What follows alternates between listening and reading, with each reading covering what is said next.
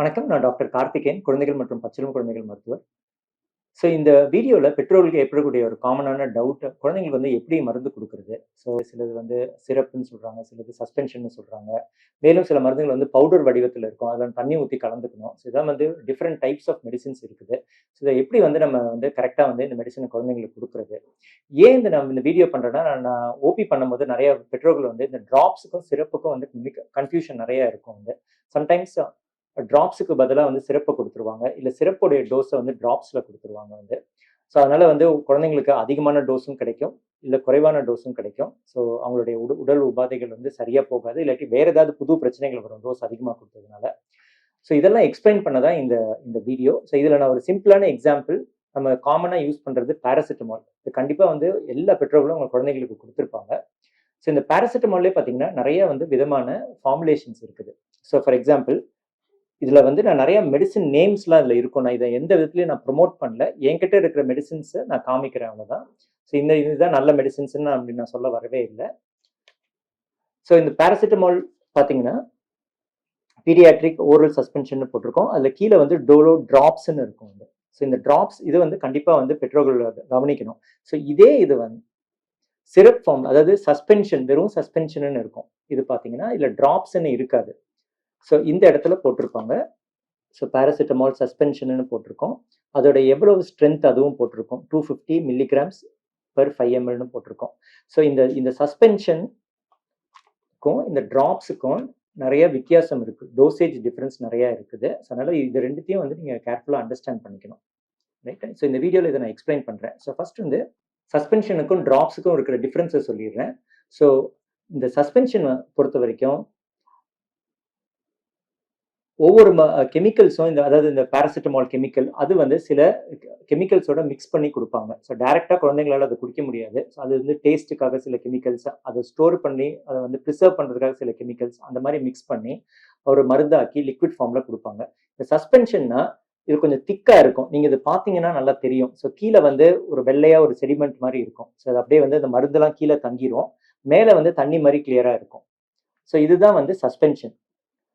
இதை ஒவ்வொரு வாட்டி கொடுக்கும்போது நீங்க நல்லா ஷேக் பண்ணி இந்த கீழே இருக்கிற மருந்தை இந்த மேல இருக்க தண்ணியில மிக்ஸ் பண்ணி கொடுக்கணும். நீங்க இதை ஷேக் பண்ணாம கொடுத்தீங்கன்னா மேல இருக்கிற தண்ணி மட்டும் தான் குழந்தைங்களுக்கு கொடுப்பீங்க. கீழே இருக்கிற மருந்தை கொடுக்க மாட்டீங்க. அதனால ரொம்ப எஃபெக்டிவா இருக்காது. அதனால ஃபர்ஸ்ட் திங் பேரண்ட்ஸ் நோட் பண்ண வேண்டியது, அது சஸ்பென்ஷன் இருந்தாலே எவ்ரி டைம் நீங்க அதை நல்லா ஷேக் பண்ணி கொடுக்கணும். இது பாயிண்ட் நம்பர் 1.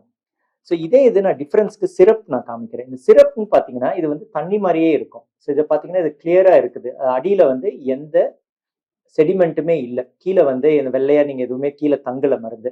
யூனிஃபார்மா தண்ணி மாதிரி அப்படியே இருக்கு. இது கலர் மட்டும் தான் ஆட் பண்ணுவாங்க இதுல. குழந்தைங்களுக்கு பிடிச்ச ஃபிளேவருக்காகவும் அந்த கலருக்காகவும் ஏதாவது கெமிக்கல்ஸ் ஆட் பண்ணுவாங்க. மற்றபடி இது பாத்தீங்கன்னா தண்ணி மாதிரியே இருக்கும். நீங்க ஒரு ஸ்பூன்லயோ இல்லாட்டி கப்லயோ ஊத்துனீங்கன்னா இது நல்லா ஃப்ரீயா தண்ணி மாதிரி கீழே கொட்டும். வேற இது பாத்தீங்கன்னா கொஞ்சம் திக்கா இருக்கும். ஒரு ஜெல்லி மாதிரி தான் வரும். கொஞ்சம் திக்கா கொட்டும்.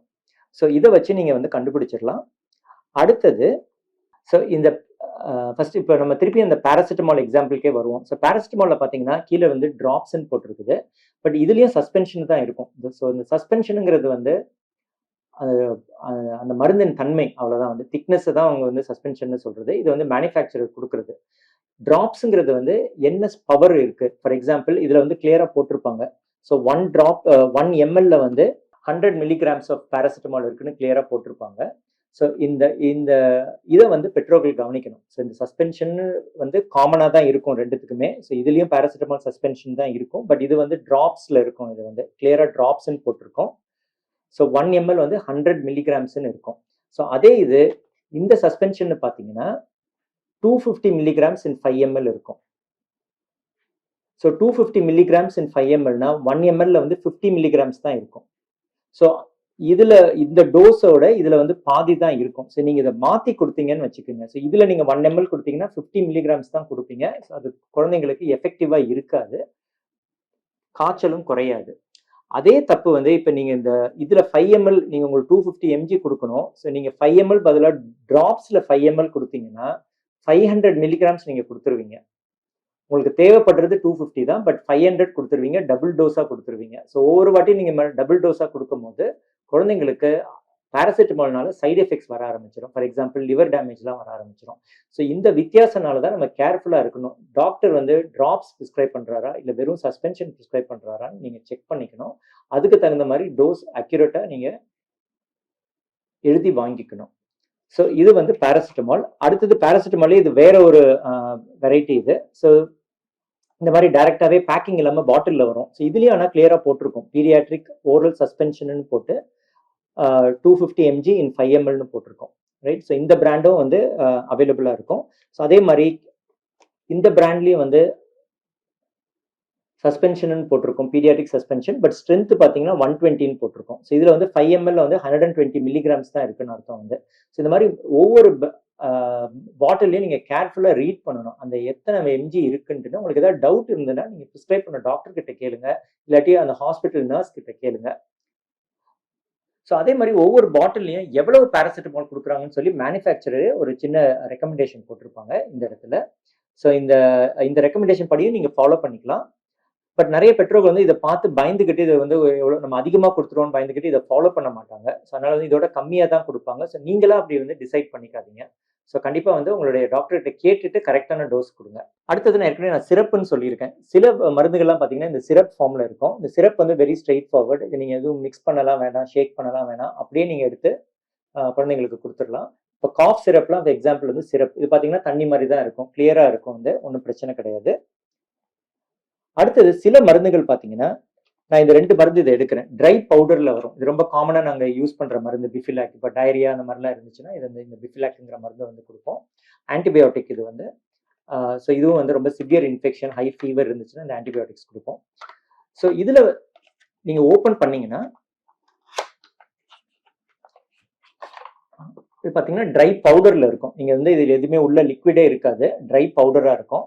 அதில் பின்னாடி இன்ஸ்ட்ரக்ஷன்ஸ் கொடுத்துருப்பான் சின்ன லெட்டர்ஸில், இது எவ்வளோ தண்ணி மிக்ஸ் பண்ணணும்லாம். நான் ரொம்ப சிம்பிளாக சொல்கிறேன். இதை நீங்கள் வந்து கையை வச்சு ஃபீல் பண்ணீங்கன்னா இந்த இடத்துல ஒரு கோடு மாதிரி இருக்குது. ஸோ இந்த கோடு அளவுக்கு நீங்கள் தண்ணி ஊற்றி மிக்ஸ் பண்ணிக்கணும். மிக்ஸ் பண்ணிவிட்டு அகெயின் நல்லா ஷேக் பண்ணிக்கணும் வந்து. ஸோ இந்த ஷேக் பண்ணுறது ரொம்ப இம்பார்ட்டன்ட். ஏன்னா அப்போ தான் வந்து இந்த மருந்து வந்து அந்த தண்ணியோட மிக்ஸ் ஆகி குழந்தைங்களுக்கு கிடைக்கும். இல்லாட்டி வெறும் தண்ணியை ஊற்றி இது பண்ணீங்கன்னா திருப்பி திருப்பி தண்ணி மாதிரி தான் வந்து உங்களுக்கு மருந்து கீழே தங்கிரும். வெறும் தண்ணி மட்டும் தான் குழந்தைங்களுக்கு கொடுத்துட்டு இருப்பீங்க, நோய் குணமாகாது. ஸோ இதில் என்ன மாதிரி தண்ணி யூஸ் பண்ணணும்னா சுடு தண்ணி யூஸ் பண்ணணும்னு அவசியம் இல்லை. சுட வச்சு ஆறுன தண்ணி, அதாவது க்ளீன் வாட்டராக இருக்கணும். ஸோ அது ரொம்ப சிம்பிளாக சொல்லிடுறேன். நிறைய பேர் வந்து பெற்றோர்கள் கேட்பாங்க இதில் சுடு தண்ணி ஊற்றணுமாட்டேன்னா கண்டிப்பாக தேவையில்லை. ரொம்ப சூடாக தண்ணி ஊற்றவும் கூடாது, அந்த மருந்து டேமேஜ் ஆயிரும். ஸோ அதனால சுட வச்சு ஆறுன தண்ணி இதில் இந்த லெவல் வரைக்கும் ஃபில் பண்ணி நீங்கள் வந்து ஒன்ஸ் இதை ஃபில் பண்ணிட்டீங்கன்னா ஒரு 5 to 7 days ஒவ்வொரு மேனுஃபேக்சரும் அந்த லேபிளில் போட்டிருப்பாங்க. ஒன்ஸ் நீங்கள் வந்து மிக்ஸ் பண்ணிட்டீங்கன்னா எவ்வளோ நாளைக்கு வச்சுக்கலான்னு. ஸோ இந்த மருந்து வந்து 5 days வரைக்கும் வச்சுக்கலாம் ஒன்ஸ் மிக்ஸ் பண்ணிட்டா. அதுவும் வந்து பவுடர் ஃபார்மில் இருக்கும்போது இந்த மாதிரி இருக்கும்போது நீங்கள் வெளியில் ஷெல்ஃபில் வச்சுக்கலாம், ஒன்றும் பிரச்சனை கிடையாது. எக்ஸ்பைரி டேட் வரைக்கும் நீங்கள் வெளியில் வச்சுக்கலாம். பட் ஒன்ஸ் நீங்கள் இதை தண்ணி ஊற்றி மிக்ஸ் பண்ணிட்டீங்கன்னா ஃப்ரிட்ஜில் வச்சுக்கணும். 2 to 8 degree சென்டிகிரேடில் வச்சுக்கணும். ஸோ இதை வெளியில் தண்ணி ஊற்றி மிக்ஸ் பண்ணிட்டா வெளியில் வைக்காதீங்க. ரைட்டா? ஸோ இது ஒரு விதமான ட்ரை பவுடர். அதே மாதிரி இது ஒரு ஆன்டிபயோட்டிக். சில மேனுஃபேக்சரர்ஸ் என்ன பண்ணுவாங்க, அவங்களே கொடுத்துருவாங்க இந்த மாதிரி வந்து தண்ணியை வந்து ஒரு டியூப்ல கொடுத்துருவாங்க. ஸோ இது பெற்றோர்களுக்கு இது கொஞ்சம் ஈஸி. ஏன்னா வந்து நீங்கள் தண்ணியை நீங்கள் தனியாக வந்து எவ்வளோ ஊற்றணும் என்னென்னலாம் படித்து பார்க்க வேண்டாம். ஜஸ்ட் இது வந்து உடச்சி இந்த பாட்டிலை திறந்து ஊற்றி விட்டுடலாம். இதுலேயும் வந்து ஒரு கோடு மாதிரி தெரியும் மேலே. ஸோ இந்த தண்ணியை ஊற்றுனீங்கன்னா இந்த கோடு வரைக்கும் தான் அது வரும். ஸோ அதை நல்லா மிக்ஸ் பண்ணி இதையும் வந்து நீங்கள் ஃப்ரிட்ஜில் தான் வச்சு கொடுக்கணும். அகெயின் 7 daysக்குள்ளே கொடுத்து முடிச்சிடணும். ஸோ இது வந்து ஒரு ஃபார்முலேஷன். ஸோ இது வந்து சலைன் ட்ராப்ஸ். இது வந்து மூக்கு அடப்புக்கு போடுறது. ஸோ அகெயின் இதுக்குவே நான் தனியாகவே ஒரு வீடியோ ஒன்று போடுறேன். அதுக்கு ஒரு டிஸ்கிரிப்ஷன் பாக்ஸில் லிங்க் கொடுக்குறேன், எப்படி வந்து சலைன் ட்ராப்ஸ் மூக்கு துவாரத்தில் போடுறதுன்னு. மூக்கு அடப்புக்கு இதை போடலாம். இதை தவிர்த்து நிறைய விதமான மெத்தட்ஸ் ஆஃப் டெலிவரி, அதாவது மருந்து கொடுக்கும் முறைகள் நிறைய இருக்குது. அதாவது சில குழந்தைங்களுக்கு வந்து நெபுலைசர் மூலமா கொடுக்கலாம், சில குழந்தைங்களுக்கு மூக்கில் இன்னேலர்ஸ் மூலமா கொடுக்கலாம், சில குழந்தைங்களுக்கு ஆசன வாயில சப்போஸ்ட்ரின்னு சொல்றது அந்த மாதிரி கொடுக்கலாம். ஸோ அதெல்லாம் வந்து நான் தனியாகவே ஒரு வீடியோ பண்றேன். ஸோ இப்போ வந்து நான் வாய் வழியாக கொடுக்கக்கூடிய மருந்துகள் பற்றி சொல்லியிருக்கேன். அடுத்து இது எப்படி கொடுக்கறது, நீங்க டோஸை டிசைட் பண்ணிட்டீங்க, குழந்தைங்களுக்கு இது எப்படி எடுத்து கொடுக்கறதுன்னு சொல்லிடுறேன். ஸோ ட்ராப்ஸ்னா யூஸ்வலா பார்த்தீங்கன்னா இந்த மாதிரி ஃபில்லரோட தான் வரும். ஸோ எல்லா மருந்துகளுமே இந்த மாதிரி ஃபில்லர் இருக்கும். ஸோ நீங்க வாங்குறப்ப பார்த்தீங்கன்னா டப்பால ஒரு பேக் பண்ணி வரும். இந்த மாதிரி ஃபில்லர் வந்து ஒரு பேப்பர்ல போட்டு ஸ்டெரைலா கொடுப்பாங்க. ஸோ இந்த மாதிரி வந்து கொஞ்சம் அழுத்தி கொடுத்துருப்பாங்க. அதை வந்து நீங்க வெளியில இழுத்துக்கலாம். ஜென்டிலாக நீங்கள் இழுத்தீங்கன்னா வந்துடும். ஸோ இதில் வந்து மார்க்கிங்ஸ் இருக்கும். ஸோ 0.3, 0.5, 1ன்னு இருக்கும். ஸோ இப்போ நீங்கள் 1 mlனா இது வரைக்கும் ஃபுல்லாக எடுத்துக்கணும், 0.5னா இது வரைக்கும் எடுத்துக்கணும். ரொம்ப சிம்பிள். இதை வந்து நீங்கள் ஃபில் பண்ணி நீங்கள் வந்து இந்த ட்ராப்பரை வந்து நீங்கள் பேபிஸ்க்கு நீங்கள் அப்படியே கொடுத்துடலாம். கொஞ்சம் பெரிய சில்ட்ரனுக்கு நம்ம வந்து சஸ்பென்ஷன், அதாவது இந்த மாதிரி மெடிசின்ஸ் கொடுப்போம், 5 ml, 7.5 mlன்னு. ஸோ இந்த மாதிரி மெடிசின்ஸ்க்கு நீங்கள் 2 விதமாக கொடுக்கலாம். ஒன்று வந்து அந்த மேனுஃபேக்சரரே மூடி மேலே கப் மாதிரி கொடுத்துருப்பாங்க. இந்த கப்பில் வந்து கிளியராக போட்டிருக்கும் 2.5 ml, 5 ml, 7.5 ml அந்த மாதிரி வந்து அந்த கோடு போட்டு அதெல்லாம் போட்டிருப்பாங்க. நீங்கள் இந்த மாதிரியும் எடுத்து கொடுக்கலாம். இல்லாட்டி இன்னும் அக்யூரேட்டாக கொடுக்கணும்னா சிரிஞ்ச் யூஸ் பண்ணுங்க. ஸோ சிரிஞ்சில் வந்து நீங்கள் இந்த மாதிரி ஒரு 5 ml சிரிஞ்ச் வாங்கிக்கோங்க. மருந்து வாங்கும் போதே இதை நீங்கள் ஃபார்மசியில் வாங்கிக்கலாம். அந்த 5 ml சிரிஞ்சு வாங்கி, இப்போ ஃபார் எக்ஸாம்பிள் 2 ml கொடுக்கணும், இல்லாட்டி வந்து 2.5 ml கொடுக்கணும், இல்லை 3.5 mlலாம் கொடுக்கணும்னா இதில் வந்து அக்யூரேட்டாக அளந்து கொடுத்துக்கலாம். ஏன்னா இதுலேயும் அந்த மெஷர்மெண்ட் இருக்கும். பட் சிலது இதில் வந்து 2.5க்கு அப்புறம் 5 தான் இருக்கும். ஸோ நீங்கள் 3.5 வேணும்னா கொடுக்க முடியாது கப்பில் மெஷர் பண்ணி. ஸோ அந்த மாதிரி மருந்துங்களுக்கு இந்த மாதிரி syringes are very useful. So நீங்கள் இப்போ 3.5 ml எடுக்கணும்னா இந்த அளவு நீங்கள் மருந்து எடுத்து கொடுத்துட்டா ரொம்ப ஈஸியாக முடிஞ்சிடும் வேலை. ஒரு கன்ஃபியூஷனே இருக்கக்கூடாது. இதை கொடுத்து முடிச்சுட்டு சிம்பிளாக நீங்கள் வாஷ் பண்ணிக்கலாம். தண்ணியிலேயே வந்து இதை போட்டு கொஞ்சம் சுடு தண்ணியில் வந்து இது மாதிரி வந்து தண்ணி எடுத்து 2-3 வாட்டி இதை நீங்கள் வாஷ் பண்ணி அதிலே போட்டுக்கலாம். இதை ரீயூஸ் பண்ணிக்கலாம். ஒவ்வொரு மெடிசன் நடுவில் வாஷ் பண்ணிவிட்டு நீங்கள் டிஃப்ரெண்ட் மெடிசன்ஸ் இதில் எடுத்து போட்டுக்கலாம். ஸோ உங்களுக்கு இந்த மருந்து கொடுக்க முறைகள் வந்து ஏதாவது கன்ஃபியூஷன் இருந்துச்சுன்னா கீழே கமெண்ட் செக்ஷனில் போஸ்ட் பண்ணுங்கள், நாங்கள் அதுக்கு ரிப்ளை பண்ணுறோம். ஸோ இந்த வீடியோ பிடிச்சதுன்னா லைக் பண்ணுங்கள், ஷேர் பண்ணுங்கள், எங்கள் சேனலுக்கு சப்ஸ்கிரைப் பண்ணுங்கள். மேலும் இந்த மாதிரி நிறைய ஹெல்த் ரிலேட்டட் வீடியோஸ் போட்டுகிட்டே இருப்போம். நன்றி, வணக்கம்மா.